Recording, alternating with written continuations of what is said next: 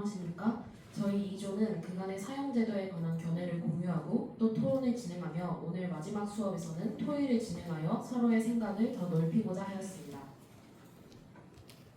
저희는 교정주의와 응보주의의 견해로 나누어서 그간 팀활동을 진행했으나 오늘은 서로의 견해를 바꾸어 개개인이 느낀 점에서 서로 공유하도록 하겠습니다. 김현석 학우의 발표 시작하겠습니다.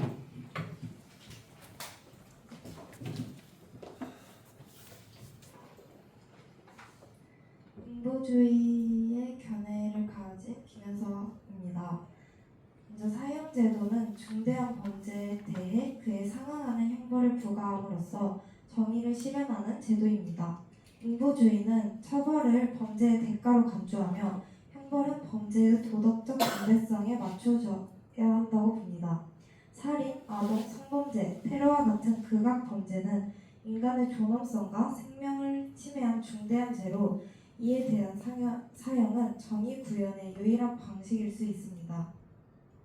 또한 응보주의는 피해자와 유족의 고통을 존중하고 국가가 공적으로 복수를 수행함으로써 사회적 분노를 해소하고 법치주의를 유지한다고 봅니다. 따라서 응보주의 입장에서 사형제도는 사회 정의와 윤리적 책임을 실현하는 정당한 형벌로 유지되어야 합니다. 반대로 토론을 통해 교정주의의 관점에서도 공감하게 되었습니다. 특히 형벌의 목적이 응보가 아니라 인간의 개성과 재사회화라는 주장의 설득력을 느꼈고 사형제도에 되돌릴 수 없는 특성은 오판 시 치명적인 결과를 초래한다는 점이 우려되었습니다. 무조건적인 처벌보다는 변화의 기회를 주고 사회가 수용할 준비가 되어야 한다는 교정주의의 입장에서도 타당성이 있음을 느꼈으며 정의는 단순한 처벌이 아닌 인간에 대한 이해와 회복 가능성을 함께 고려할 때 더욱 깊어질 수 있다는 점을 깨닫게 되었습니다. 다음 문영웅 학우님께 넘겨드리겠습니다.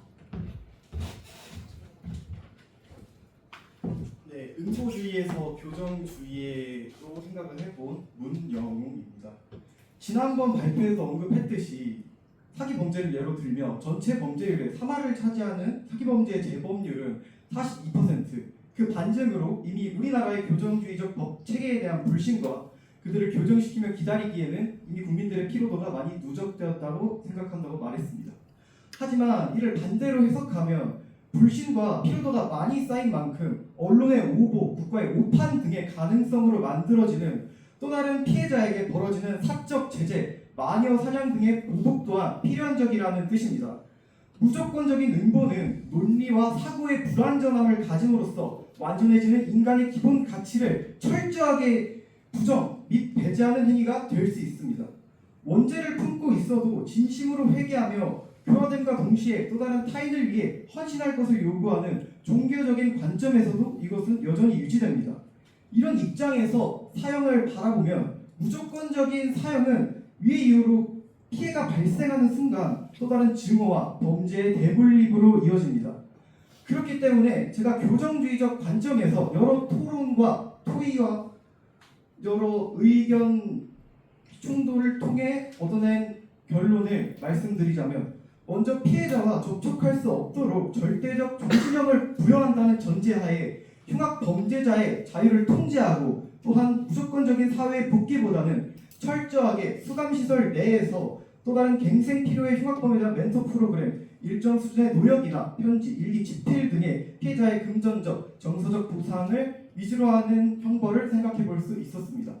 다음으로는 교정주의에서 응보주의의 관점으로 생각을 해볼 박준혁 학우님께 넘기겠습니다.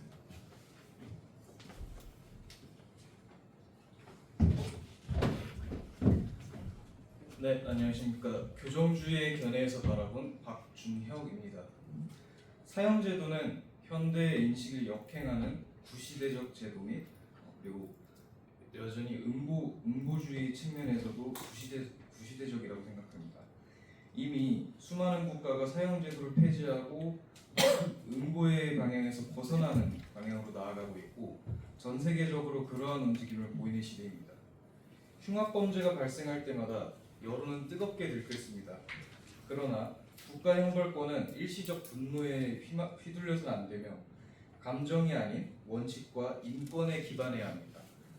또한 범죄자의 형벌은 단순 응보가 아닌 개인의 개선과 사회 복귀를 우선해야 합니다. 범죄자도 결국 사회의 일원으로 다시 살아가야 하며 국가는 이들을 단절시키기보다 변화를 시켜야 하는 책임이 있습니다. 이러한 과정에서도 사형은 가능성을 원천 차단하는 제도이며 죄에 따른 책임보다 사회에 대한 완전한 배제를 우선하여 생명 자체를 제거하는 극단적 방식입니다. 형벌은 단지 처벌에 그쳐서는 안 되며 사회 전체가 안전하고 건강해지기 위해서 개선하는 모습을 보일 수 있도록 해야 합니다. 최종적으로 형벌은 단죄가 아닌 공동체가 책임을 묻는 방식이어야 하고 그 과정 속에서 인간의 존엄성과 사회적 정의가 보장되어야 합니다. 다음으로 교정주의 관점에서 형벌의 목적을 고민해온 한편 그 과정에서 응보주의가 주장하는 정의의 회복이라는 가치에 대해서는 일정 부분 공감할 수 있었습니다. 피해자 유족의 상처 그리고 사회가 느끼는 불안과 분노는 단순 감정이 아니라 정의가 무너졌다는 감각에서 비롯되는 경우가 많다고 느꼈습니다. 이때 적절한 형벌을 통해 사회적 정의를 바로 세운다고 믿는 응보주의 입장은 정서적 안정과 사회적 질서 유지에 충분한 의미를 가진다고 느꼈습니다. 서로 다른 관점에서도 정의라는 공통된 목표가 있다는 점은 그 어떠한 쪽도 틀린 주장을 아니라는 점을 보여주었다고 생각합니다. 다음으로는 동일하게 교정주의 견해를 가진 유준영 학우에게 드리겠습니다.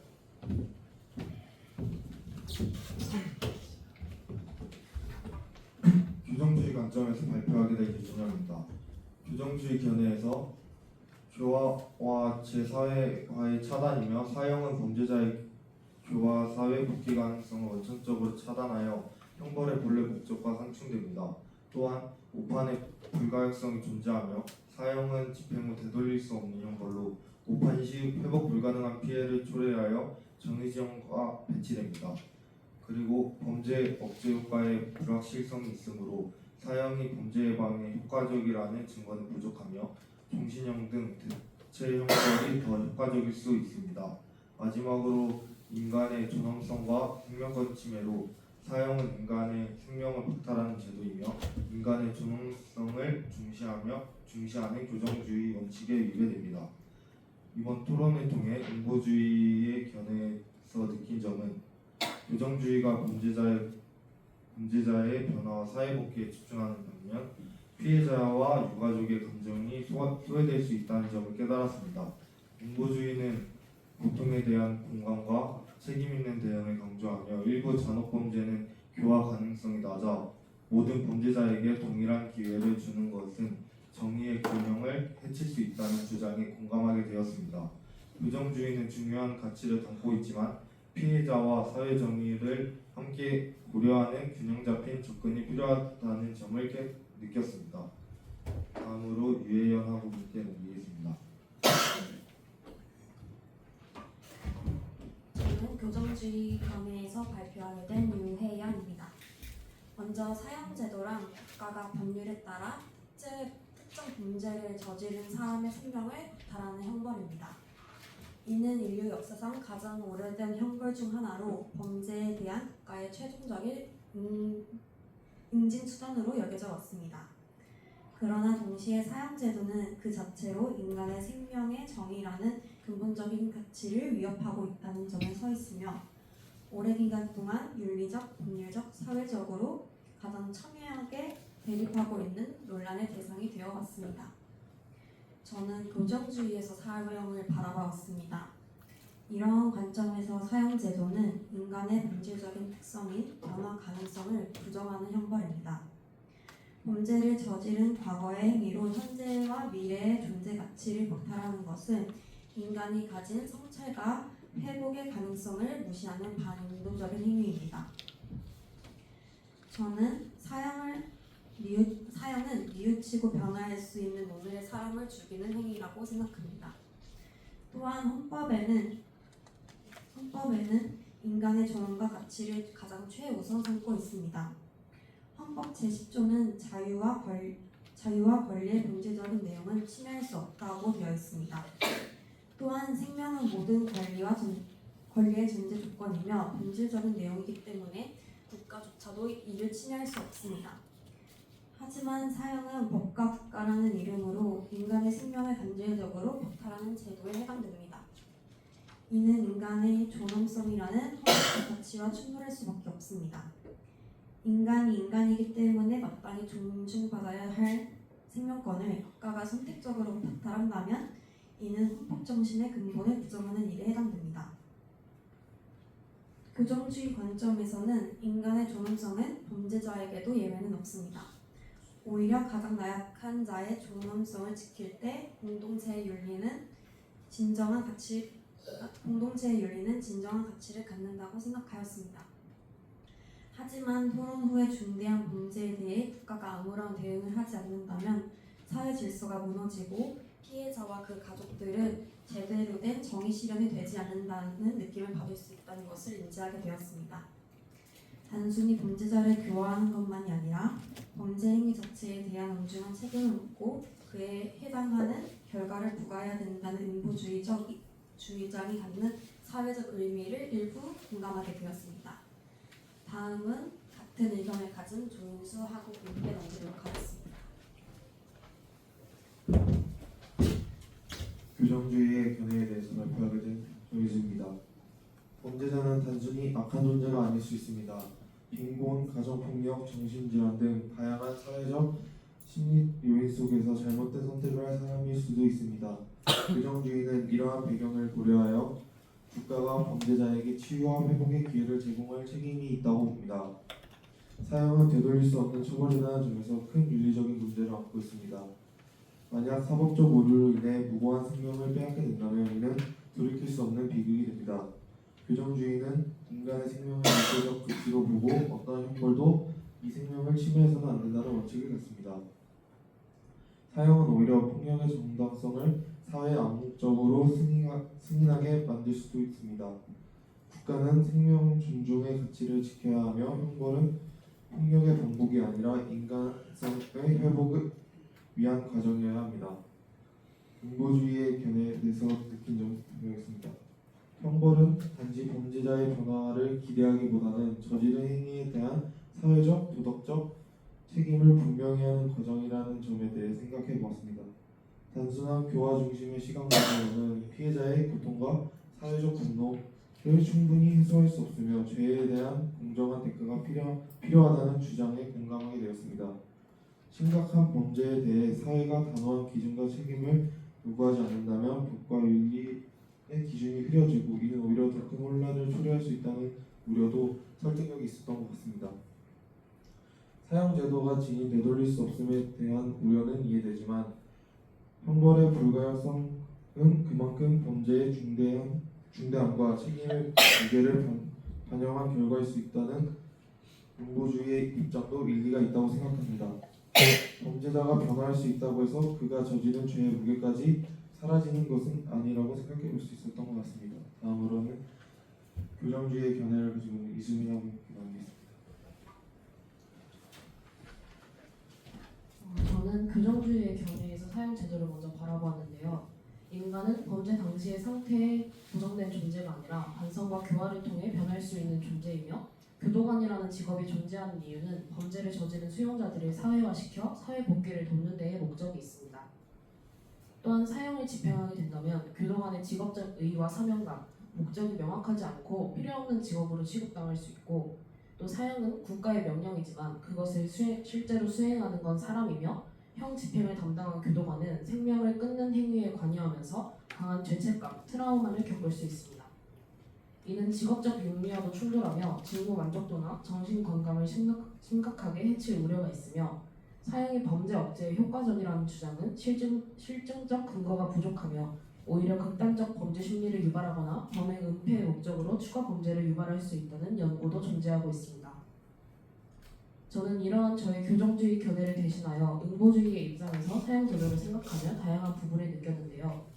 실제로 저는 이번 토론 주제가 저의 전공과 밀접한 관련이 있어 그저 토론 진행에 있어서도 교정주의와 응보주의의 견해를 나누어 생각하지 않고 양측 모두를 유심히 고민했던 것 같습니다.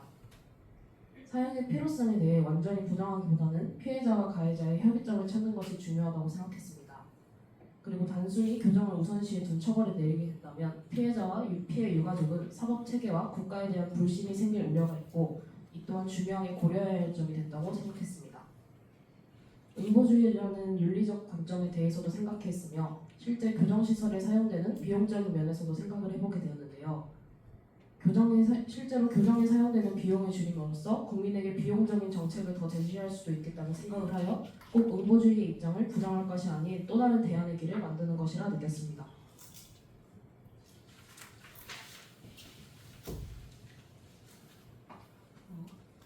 자신의 견해가 옳다고 주장하기보다는 서로의 견해를 이해하는 시간이었습니다. 사형이라는 주제에 대해 다양한 생각을 하며 사고의 확장을 얻어가며 저희 2조는 토의 마무리 짓겠습니다. 감사합니다. 네, 수고 많으셨고요. 우리나라 사형제도가 지금 언제부터 멈추고 있죠? 97년도 이후죠. 지금 세계 유엔에서도 인권을 생각하면서 사형제도가 전 세계적으로 좀 거의 폐지 수준에 가 있죠. 그러나 또 극악무도한 그런 죄를 지은 사람들은 종신형, 또 미국에서는 최근에 제가 영상 보내준 적 있죠. 너무나도 극악한 그 범죄자에게 평생 나올 수 없는 종신형을 때렸어요. 125년. 네. 우리나라는 뭐 그런 형이 집행한 적이 아직은 없지만 사실 이걸 또 이용하는 범죄자들도 없지 않아 있습니다. 그래서 교정주의와 응보주의에서 바라본 여러분들의 견해를 생각하면서 그동안 여러분들이 사형제도에 대해서 한 학기 동안 그리고 중간고사 이후에 심사숙고해서 잘 이렇게 이끌어왔던 것 같고 조장인 이수민하고가 잘 이끌어준 것 같아요.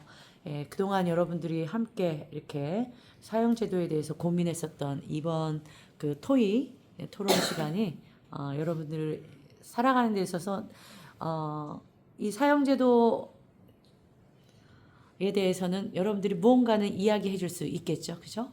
네. 그래서 교정주의 먼저 바라보는 입장, 그리고 응보주의는 그 이후에 그런 교화되지 못하는 그런 부분에 있어서는 어느 정도 응보가 진행이 돼야 되겠죠. 네, 여러분도 다 이해하셨어요? 네, 우리 2조가 아주 준비를 참 잘해왔습니다. 네, 뜨겁게 응원해 주시고 격려해 주시면서 마치겠습니다. 감사합니다.